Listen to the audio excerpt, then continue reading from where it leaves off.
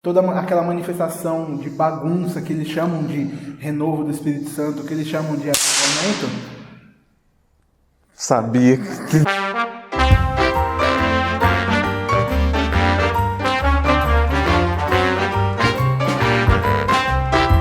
Vamos lá, então. Vamos lá para mais um Pergunteiros. Mais um. É o que tem, #5. Faz tempo que a gente não faz o Pergunteiros. Faz tempo que eu não apareço. Prazer, meu nome é Felipe. Felipe de Oliveira está aí de volta agora. Estou de volta. E você pode mandar suas perguntas, eu vou falar logo no começo do vídeo, no ask.fm/teologueiros. Você manda suas perguntas lá e a gente vai responder elas aqui no vídeo, no canal Teologueiros. Toca a pisadinha.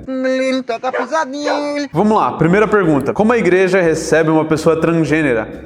E se ela se converte? Como faz? Se ela muda o seu corpo, como é que fica? É complicado.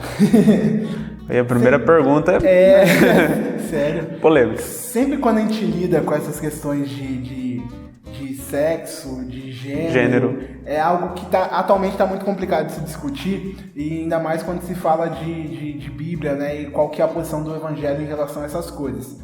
Mas como que a gente, primeira pergunta dele, como que a gente recebe o cara? Como Recebe, pessoa. Como uma pessoa. A gente recebe ele na igreja como recebe qualquer outra pessoa que chegar na igreja e quiser participar de um culto, quiser se membrar, quiser estar participando junto, estar louvando junto com a gente. Vai receber do mesmo jeito, não vai ter...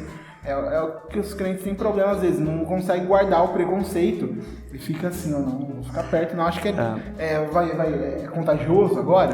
Nem só com transgênero, né? Homossexual, até mesmo. Chega alguém muito diferente, eu já vi. É verdade, muito diferente. Com brinco, gente com piercing, o pessoal. Com cabelo moicano, azul, verde. Não sentar perto da gente não, porque não pode não, eu sou santo, né? Faz coisa pior que o cara. Então a gente recebe o cara normalmente. Aí... Mas como fica, por exemplo, a pessoa se converte aí? Aí o que acontece é o que acontece com todo convertido, né? Que a pessoa vai ser regenerada pelo Espírito Santo. Com certeza. E isso em todas as partes da vida dela. Então, sentimental, no corpo, na mente, tudo vai se render ao serviço de Cristo. Então a pessoa vai naturalmente querer deixar tudo aquilo que é de errado. E como a gente sabe, o homossexualismo e a questão do gênero, querer trocar e coisa do tipo, são pecados. É pecado sim. E aí tudo vai se render ao serviço de Cristo e o serviço da regeneração vai trazer tudo de volta. Lógico que nesse caso do transgênero, né, é uma situação um pouquinho mais complicada, porque ele fez uma cirurgia, né, então mudou uma parte do seu corpo. Isso não vai ser nenhum empecilho para o Espírito Santo para poder regenerar essa pessoa. Sim. Mas com o tempo ela vai perceber que aquilo ali precisa ser transformado. E às vezes querer voltar a fazer outra cirurgia, talvez, para voltar àquilo que era. Mas é um pouquinho mais complicado nesse quesito, né? No caso físico, né? Mas em questão do coração, a transformação, salvação, nada se implica. Sim, e isso vai acontecer naturalmente. A pessoa vai chegar em um momento da vida dela que ela vai falar, cara... Não tá legal. Não tá legal, eu sou um homem. Eu sou uma mulher. E eu preciso adotar isso, porque eu sou isso mesmo. Por mais que algo tenha acontecido na minha vida e eu decidi que eu ia mudar, eu preciso voltar e vai acontecer. E vai ser mais difícil, porque é uma cirurgia, dá trabalho, custa caro, tem um monte de questão médica e tal, mas isso vai acontecer naturalmente. Qual o sentido correto de Mateus 11:12? O reino dos céus é realmente tomado por força? Se sim, como conciliar com as palavras de Paulo de que a salvação é por meio da fé e não por obras? E a gente tem até Tiago, né? Que Tiago, inclusive, era o livro que Lutero queria que tirasse da Bíblia. Ele falou para tirar, não entraria no cânon dele, porque não fala da justificação pela fé. Fala que a fé é por obras. Aí Tiago vai falar, se eu tenho que fazer as obras também, se elas são... o significado e elas mostram a minha fé, a salvação não é só pela graça, não é só pela fé, ela é também pelas obras. E aí você tem muita gente pegando e fica meio confuso, como que eu concilio uma coisa com a outra. E você tem teorias do tipo, mas o que ele estava querendo dizer é que o reino tomado à força é o reino tomado à violência. Então o reino de Deus ele é atacado a todo momento e as pessoas o atacam. Mas é complicado tomar essa interpretação. Sim, porque a gente toma como normativa, né, aquela interpretação e fala, não, é isso mesmo. E aí a gente vai mudando muito. Então, acho que o sentido mais simples do que ele estava falando ali lá em Mateus é algo do tipo, o reino de Deus, ele é tomado com as obras dos santos. Então, porque quem é salvo por Cristo, quem é regenerado por Cristo, faz as obras, gera os frutos de quem está na videira. Tanto é que quando o Tiago ele fala a respeito das obras e da fé, na verdade ele está falando sobre aquele que é regenerado, aquele que é salvo, não tem outra maneira dele propagar o evangelho ou mostrar para as outras pessoas se não for por meio de obras. Sim. Não tem jeito. Uma pessoa que é transformada. Não, ó, a minha fé, ó, carteirinha aqui, ó, membro de igreja, ó, fé, não tem isso. Então uma pessoa ela tem que, na verdade, aquilo lá é um fluir, né? Como Jesus fala, que aquele que está nele é rios de água viva. Então é a mesma coisa, aquele que está na fé de Cristo, ele faz obras boas, ele faz obras da qual o Pai se agrada. É a mesma coisa. E o reino de Deus é tomado, é ganhado por essas pessoas que foram regeneradas e fazem essas obras, mas não pelas obras que elas fazem, mas sim pelo trabalho de Cristo, que é anterior a tudo. Então, na verdade, as obras são a consequência da transformação interna e salvífica de Jesus na vida dela. Não tem nada que a gente pode dizer que não é tomado por obras. Então, é Cristo, o trabalho é de Cristo, o mérito é de Cristo, e não é Todo por dele. obra nossa, nada, é tudo por Ele, e Ele faz em nós o trabalho que gera esses frutos de obras. Então esse é a forma de interpretar esse texto sem bater de frente com qualquer outra coisa, que até mesmo Cristo falou, não precisa nem ir para Paulo. Sim. Teologia, biologia ou pubalgia?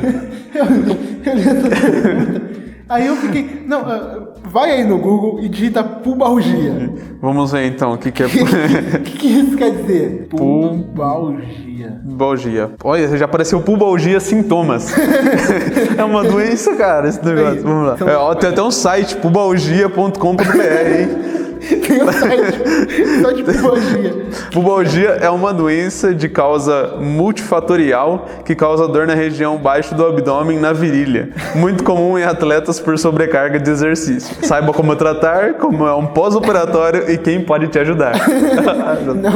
Não quero pubalgia, não. Também não quero. Se for teologia. No começo da sua conversão, você teve experiências espirituais? Como cair no espírito, unção do riso ou falar outras línguas? Sim, como foi? Fala aí. Quer que eu fale primeiro? Tô ligado porque você era da RBT, né? Muita gente talvez saiba e muita gente talvez não saiba que eu era de igreja pentecostal, né? Eu fui pentecostal por muito tempo. E neopentecostal por um tempo também. Tem até pregação em igreja pentecostal que ninguém nunca vai achar na vida, porque está muito bem escondido. Mas, seguinte, já aconteceu comigo de línguas, já caí também. Unção do riso nunca, unção do riso não. Unção do riso eu achava estranho, eu achava bizarro. Eu vi os vídeos do Kenneth Hagin, coloca aí o vídeo.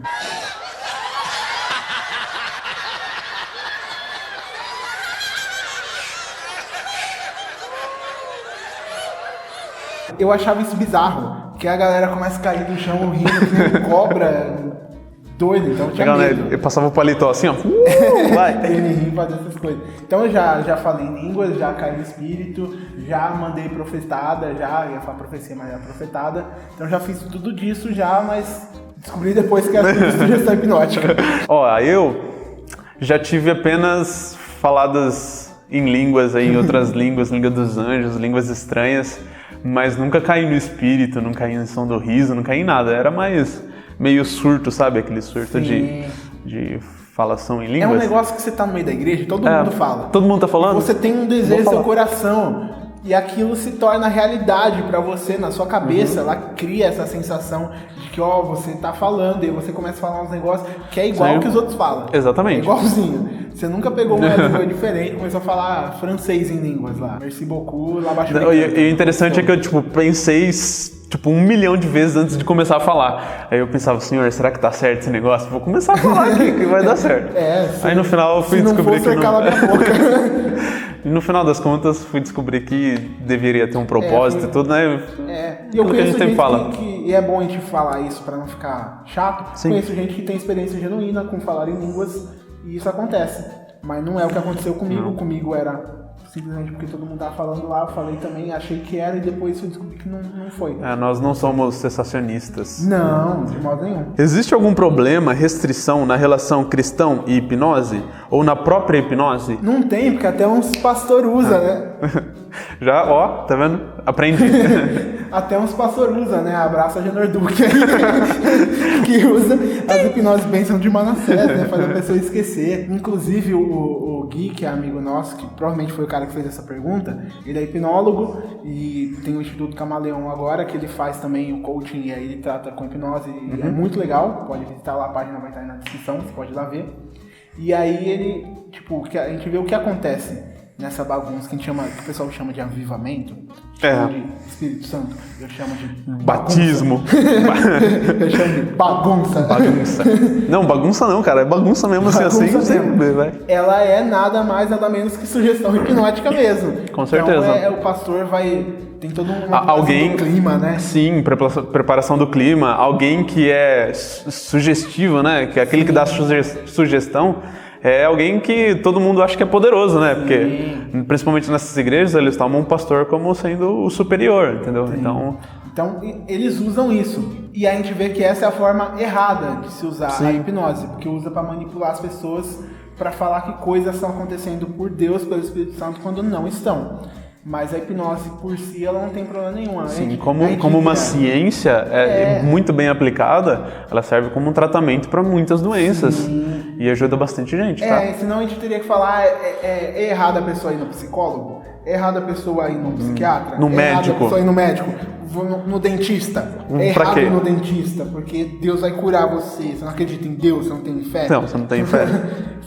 Não faz sentido. Da mesma forma, existem problemas psicológicos que podem ser tratados com a hipnose, podem ser tratados com outros tipos de medicina psicológica, né, de ordem psicológica, e não tem problema nenhum usar isso. Só que isso não entra na pregação, né? Você não vai usar de métodos ou de coisa, tipo, então aprendi, eu vou usar. Não é tratar esse tipo de ciência como alguma coisa espiritual. Sim. Tipo, trazer pro campo espiritual. Isso daí já é muito errado. Tem uma galera agora que tá trazendo teologia do coaching, tá? Nossa, mano. Pedro Pamplona escreveu...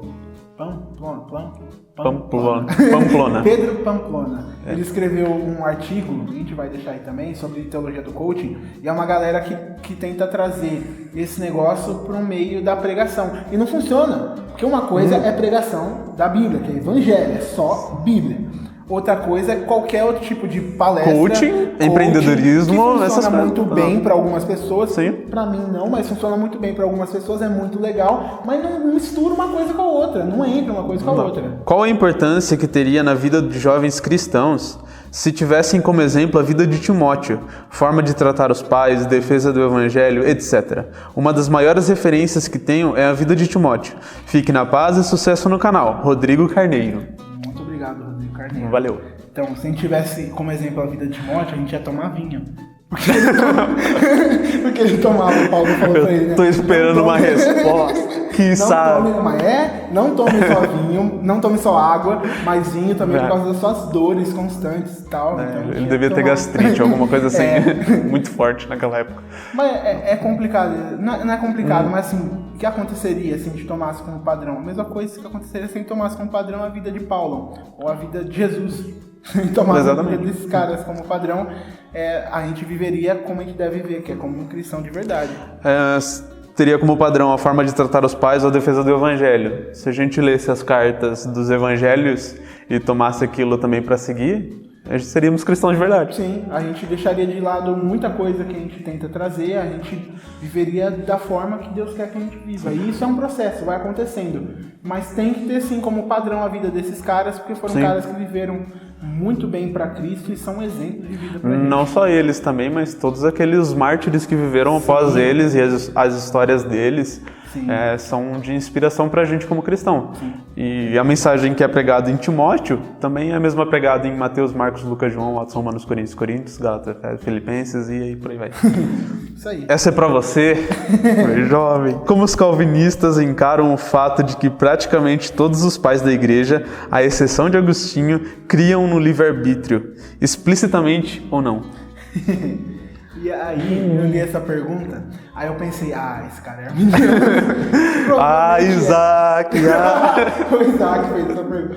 Mas provavelmente foi porque a forma de fazer a pergunta é como os calvinistas... É claro que a gente lê na internet, a gente coloca a nossa entonação. Com certeza, não muda tudo, cara. É que nem você lê mensagem de WhatsApp. Como que é? A gente já pensa que o cara dava... Como que os calvinistas lidam com o fato do que os pais da igreja acreditavam no livre-arbítrio? Coloca o óculos assim. O monóculo o dele monóculo. com o chazinho de... Então não sei, mas acho que a pergunta foi boa também.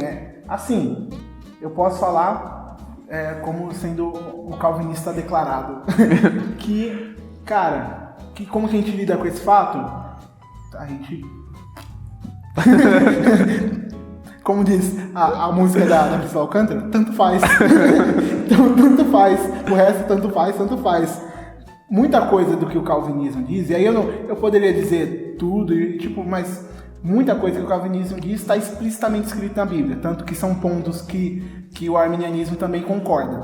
Então, por exemplo, o negócio do pecado original, os dois vão concordar. Depravação total, os dois vão concordar. Aí vão discordar um pouquinho na eleição, se é condicional ou incondicional. Mas também é mais ou menos igual, só é como se fosse falando as mesmas coisas com palavras diferentes. Mais com expiação e tal, com a perseverança dos santos, com a essência da graça ou não. Isso vai gerar problema, mas muita coisa eles concordam, são coisas que a Bíblia diz.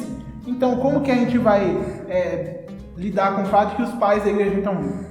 Tudo bem, os pais da igreja não acreditavam, e depois Agostinho. E depois o resto de Agostinho no ano 300. Até o ano 2000, aparece um monte de gente. Como é que... Eu poderia fazer essa pergunta. Como é que os arminianos lidam com o fato de que depois de Agostinho, muitos teólogos, e que atualmente a maioria dos teólogos acreditam nos pontos calvinistas? Aí você já trazendo um outro ponto com uma visão muito mais abrangente da pergunta. Para os calvinistas? Não, isso não faz sentido. Não quer dizer porque muita gente acredita que Aí começa aquela Exatamente. briga de arminiano e calvinista então, que não dá certo. Como que a gente lida com esse fato? A gente ignora esse fato, a gente olha, lê o que eles escreveram lá e fala muito legal, discordo de você nesse ponto, porque a Bíblia diz diferente aqui, o que eu acredito diante da Bíblia é isso.